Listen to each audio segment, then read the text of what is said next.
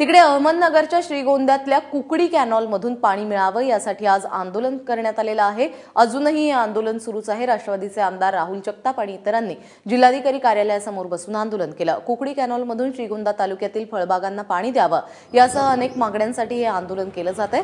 2 दिवसीय उपोषणानंतरही मागण्या मान्य न झाल्यास येत्या बुधवारी आत्मदहनाचा इशारा आंदोलकांकडून दिला जातोय। याआधी कॅनॉलमध्ये बसूनही आंदोलन करण्यात आलं होतं।